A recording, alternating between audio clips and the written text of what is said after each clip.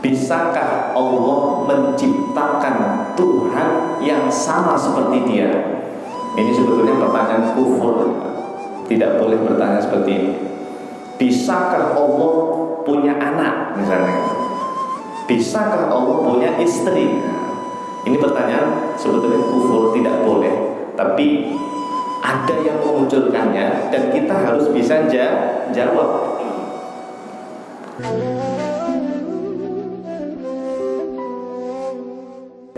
Nah, sekarang jamaah, saya akan membahas satu tema terkait klasifikasi seluruh sifat-sifat Allah. Kalau tadi kan klasifikasi sifat 20. Apakah sifat Allah hanya 20? Tidak. Itu sifat wajib. 20 itu sifat wajib. Lalu sifat Allah yang lain kemana? Kemarin tuh ada pertanyaan, bahkan nih sering ditanyakan oleh orang, Pak. Saya waktu itu ngajar di rumah fikih jamaah. Setiap malam Rabu itu mengkaji ilmu tauhid. Ilmu tauhid. Rekamannya ada, Pak, lengkap di YouTube Rumah Fikih. Cari aja kajian tauhid atau kajian akidah ya. Ketik aja nama saya nanti keluar. Waktu saya menjelaskan sifat 20, itu ada satu jamaah di YouTube ya. Saya baca komentarnya, komennya itu. Ini kenapa kok sifat Allah cuma 20? Padahal Asmaul Husna saja 99. Itu. Ini yang komen ini nggak tahu siapa ya. Pokoknya ada yang komentar seperti itu. Mana itu sifat Ar-Rahman, Ar-Rahim, ya kan? Kan ada kan Asmaul Husna?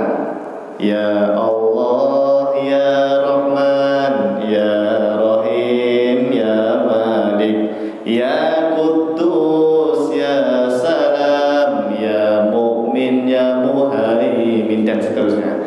Itu mana sifat-sifat yang lain? Kok Rahman, Rahim kok tidak ada? Gitu. Memang nggak ada kan Pak ya? 20 tadi ada nggak?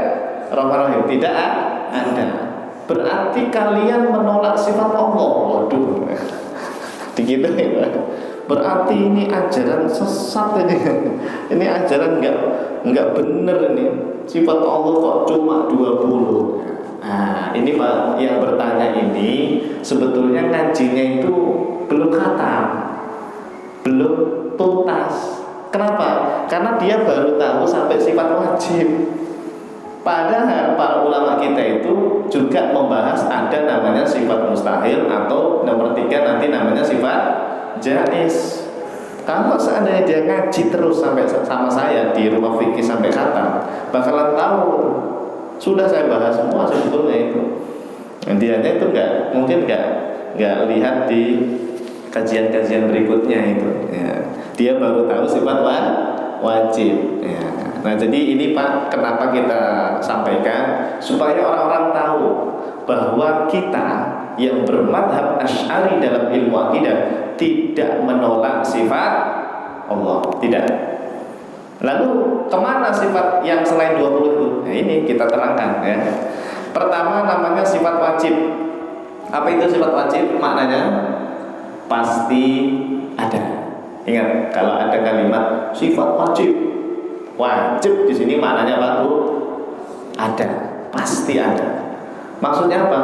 Yang tadi wujud kita bakok sampai 20 itu atau sampai 13 itu pasti ada pada Allah Subhanahu wa ta'ala. Tidak mungkin disifati dengan kebalikannya. Kebalikannya apa? Ya sifat mustahil. Nah, jadi sifat wajib itu pasti ada, nggak mungkin Allah disifati dengan sifat kebalikannya. Contoh, salah satu sifat wajib itu Allah Maha Tahu, Maha Mengetahui, Maha Tahu. Apa tadi nama sifatnya? Ilmu. Kita yakin kan Allah itu Maha Tahu? Ya, bisa nggak Allah itu disifati kebalikannya? Kalau tahu berarti tidak tahu. Allah nggak tahu. Bisa nggak kita bilang begitu? Nggak boleh. Allah nggak tahu apa yang saya simpan di dalam kamar, misalnya gitu. Allah nggak tahu bahwa tadi ibu-ibu nyolong duit suaminya di dompet. Misal Allah nggak tahu. Oh, nggak boleh bilang begitu. Allah itu maha tahu segalanya. Anda ngumpet dimanapun Pak Bu, di dalam kamar, matiin lampu cekrek, ya. Pintunya dikunci, ya. Ya Allah, main HP, buka apa saja sendirian, itu Allah tahu Pak. Allah tahu. Mau ngumpet dimanapun Allah maha tahu. Dan tidak mungkin, mustahil Allah disifati kebalikannya. Apa tadi? Kebalikan dari tahu. Tidak tahu. Apa? Tidak tahu itu berarti apa? Jahlun. Jahlun itu bodoh alias tidak tahu. Nah, itu namanya sifat mustahil. Sifat mustahil itu tidak mungkin gitu. Namanya juga mustahil. Pasti tidak ada pada Allah. Yang namanya sifat yang pasti ada adalah sifat wajib. Baik, gitu ya. Paham soal sini? Jadi intinya sifat wajib itu pasti ada. Enggak mungkin Allah disifati dengan kebalikannya. Satu lagi jemaah, sifat mustahil ini sebetulnya untuk apa? Ini untuk menjawab pertanyaan yang nyeleneh, Pak. Misal, bisakah Allah menciptakan Tuhan yang sama seperti Dia? Ini sebetulnya pertanyaan kufur. Tidak boleh bertanya seperti ini. Bisakah Allah punya anak misalnya? Bisakah Allah punya istri? Nah, ini pertanyaan sebetulnya kufur, tidak boleh. Tapi ada yang memunculkannya dan kita harus bisa jawab. Kalau kita bilang tidak bisa, Allah nggak bisa punya anak, Allah nggak bisa punya Tuhan lain, nggak bisa menciptakan Tuhan yang semisal dengan Dia. Nanti Dia dijawab Pak, katanya Allah Maha Kuasa, katanya Allah Maha Hebat, kok nggak bisa punya anak? Ini syubhat ini Pak, ini syubhat. Kalau dijawab bisa, Allah bisa punya anak, Allah bisa menciptakan Tuhan yang semisal dengan Dia. Oh, ini kafir lagi ini. Meyakini Allah punya anak bisa kafir, kufur, nggak boleh. Nah, cara jawabnya gimana jemaah? Maka ulama kita itu luar biasa, menghadirkan sifat mustahil ini untuk menjawab pertanyaan syubhat tadi. Kita jawabnya begini Pak, Allah itu punya sifat mustahil. Apa? Mumatsalatuhu lil hawadits. Apa artinya itu? Serupa dengan makhluk. Punya istri, punya anak itu makhluk itu. Allah itu mustahil serupa dengan makhluk. Jadi cara jawabnya begitu. Kalau ada yang bertanya, bisakah Allah punya anak? Bisakah Allah punya istri? Kita jawab, itu sifat mustahil. Secara akal pasti nggak mungkin itu ada. Nah, gitu Pak cara jawabnya. Ya. Maka penting nanti mengatakan namanya sifat mustahil. Ya. Sama kayak gini Pak, kemarin Pak jamaah saya di Jakarta Barat. Saya itu ngajar tauhid sampai Jakarta Barat Pak. Tahu Jakarta Barat? Namanya daerah apa ya? Palmerah kalau salah, Jakarta Barat. Ngajinya Pak jam 8 malam sampai jam 10 malam. Malam Kamis gitu ya. Ini komunitas orang-orang dari Sumatera Barat atau Sumatera Utara. Minang tuh mana? Barat ya, Bukit Tinggi, Sumatera Barat ya. Nah, mereka merantau ke Jakarta itu ngumpul Pak. Ada seperti inilah, kira-kira ada 40-50 orang ngaji Pak. Mereka sibuk kerja dagang lah atau apalah. Itu kalau malam Kamis mereka ngaji, ngumpul bareng ngaji bareng-bareng ngaji tauhid. Salah satu jamaah itu ada yang nanya begini, Pak Ustadz, ya terserah Allah lah, mau Allah itu duduk di langit atau di atas aras, kan Allah Maha Kuasa. Kenapa Pak Ustadz bilang Allah Maha ada tanpa tempat, Allah Maha ada tanpa arah? Kan Allah Maha Kuasa. Bisa saja Allah itu di bumi, bisa saja Allah itu di langit, bisa saja Allah itu di atas aras. Kayak gitu Pak pertanyaannya. Ini pertanyaan syubhat ini Pak. Gimana Pak cara jawabnya? Kan memang benar kan Allah Maha Kuasa kan? Ya, berarti boleh dong meyakini Allah di atas aras gitu. Nah, ini berarti belum khatam ngajinya. Dia nggak tahu sifat mustahil. Salah satu sifat mustahil Allah itu adalah ihtiyajuhu li ghairihi. Apa? Butuh pada yang lain, itu mustahil. Kalau kita katakan Allah di bumi, berarti butuh bumi itu namanya untuk ada. Kalau Allah di atas aras, berarti Allah itu butuh aras namanya untuk berada di atas aras. Itu mustahil. Itu sifat mustahil. Allah itu tidak mungkin ihtiyajuhu li ghairihi. Gitu, Pak. Ini pentingnya memahami sifat mustahil ya. Baik, alhamdulillah. Dan satu lagi, namanya apa yang ketiga? Sifat jaiz. Sifat jaiz ini Pak Bu, itu adalah sifat yang boleh ada kebalikannya. Kalau wajib tadi boleh nggak ada kebalikannya? Nggak boleh. Nggak boleh ada kebalikannya. Tidak boleh ada sifat mustahil. Pokoknya Allah Maha Kuasa, Maha berkehendak, Maha mengetahui. Tidak boleh disifati kebalikannya. Tapi kalau jaiz Pak boleh. Contohnya apa? Tadi yang Anda tanya, Ar-Rahman Ar-Rahim kemana ya? Itu masuknya ke sini Pak. Apa Bu arti Ar-Rahman Bu? Ar-Rahman Ar-Rahim Bu artinya apa? Allah Maha Penyayang. Allah menyayangi, mengasihi makhluknya, hambanya. Boleh nggak Allah itu menyiksa hambanya Bu?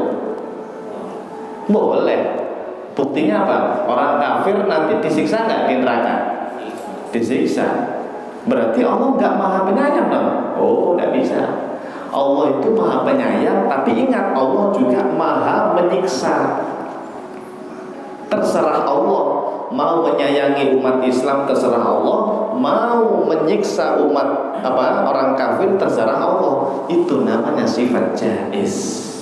Makanya Allah itu Ar-Rahman, tapi ingat Allah juga Syadidul Iqab. Nah, gitu. Paham sampai sini Bu? Itulah sifat jaiz. Jadi Ar-Rahman Ar-Rahim itu bukan dibuang, bukan. Dia tidak masuk sifat wajib. Dia masuknya ke klasifikasi yang nomor 3. Oh gitu. Ya, iya. Ya, rupanya Asmaul Husna itu kebanyakan nanti masuknya di sini Pak. Ya, ada juga nanti yang tercover dengan sifat wajib juga sih ada. Tapi rata-rata masuknya ke sifat jaiz. Ya. Contoh lain.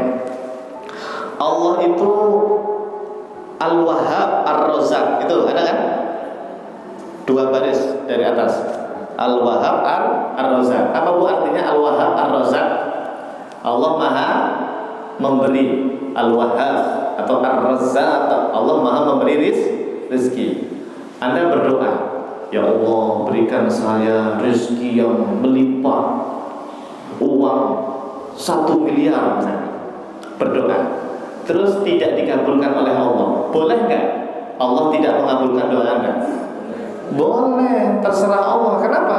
Karena Allah, jangan lupa, Allah itu juga Al-Mani. Mana Al-Mani? Ada nggak di situ Al-Mani? Ada ya itu ya, paling bawah itu Al-Mujibu, Al-Mani'u, Al-Badu. Apa Al-Mani? Allah Maha mencegah. Allah tidak memberikan sesuatu kepada Anda. Nah, itu sifat jaiz namanya Pak. Ya, terserah Allah mau mengabulkan doamu. Ya, terserah Allah, tidak mengabulkan juga terserah Allah. Itulah namanya sifat jaiz. Ya Allah, saya ingin kawin lagi ya Allah. Saya ingin nikah lagi ya Allah. Anda berdoa setiap hari begitu Pak. Allah tidak mengabulkan. Apakah Allah tetap Tuhan? Tetap Tuhan. Karena Allah Maha mengabulkan juga. Allah tidak Maha mengabulkan, terserah Allah gitu. Itu namanya sifat jaiz. Tapi kalau sifat wajib pasti Pak. Ya, kalau Allah tidak punya sifat wajib berarti bukan Tuhan. Allah tidak Maha mengetahui, oh itu bukan Tuhan berarti ya. Makanya ini sifat wajib yang tadi 20 itu pasti ada. Nah, kalau jaiz itu boleh ada opsi lain atau pilihan lain, atau boleh ada kebalikannya ya. Paham ya sampai sini ya? Ya. Allah Al-Ghaffar. Apa itu Al-Ghaffar? Maha mengampuni. Tapi ada nggak orang yang dosanya tidak diampuni oleh Allah? Ada. Dosa syirik, perbuatan syirik itu tidak diampuni oleh Allah Subhanahu wa ta'ala. Nah, itu namanya sifat jaiz itu. Itu namanya sifat jaiz. Artinya apa, Pak? 99 Asmaul Husna itu pada dasarnya diterima semuanya oleh ulama Asy'ari. Cuma diklasifikasikan menjadi beda-beda. Ada yang masuk sifat wajib, ada yang masuk sifat jaiz. Gitu. Saya di status WA saya itu, kalau Anda punya nomor WA saya buat status, Pak. Sekarang saya gregetan, Pak. Ada orang tuh nuduh ulama Asy'ari katanya menolak sifat Allah. Saya tantang itu di status WA saya. Coba sebutkan satu sifat Allah yang ditolak Asy'ari. Saya tantang sampai sekarang, Pak. Status WA saya masih ada itu. Sebutkan satu sifat Allah saja. Nanti akan saya jawab. Ini masuk ke wajib atau masuk ke jaiz. Nah, pokoknya semua sifat Allah di Al-Quran dan hadis, Pak. Semua sifat Allah yang ada di Al-Quran dan hadis atau Asmaul Husna misalnya, pasti, Pak, ada yang di sifat wajib, ada yang di sifat jaiz. Enggak mungkin ditolak. Sampai sekarang belum ada itu yang berani nanya, ada enggak ada ya. Saya tantang itu yang menolak yang mengatakan bahwa Asy'ari menolak sifat Allah. Tidak ada, tidak ada ya. Semua sifat itu diterima oleh ulama Asy'ari. Baik, alhamdulillah. Jadi ini namanya klasifikasi sifat Allah. Kalau 20 tadi itu ya klasifikasi sifat 20 saja ya. Baik, sampai sini bisa dipahami ya Bapak Ibu ya. Jadi intinya para ulama Asy'ari itu mengajarkan kepada kita untuk bisa memahami klasifikasi seperti ini. Kenapa dibagi-bagi kayak gini? Ada wajib, ada mustahil, ada jaiz, supaya kita ini bisa mengetahui semuanya. Karena kalau jebret langsung 99 Asmaul Husna, Anda itu nggak tahu ini apa sih, sifat apa ini, kelompoknya gimana, pembagiannya, klasifikasinya. Nah, ulama kita ini luar biasa mengklasifikasikannya supaya kita itu paham, supaya kita paham betul-betul mengenal Allah dengan pengenalan yang sempurna gitu ya, dengan baik ya. Alhamdulillah.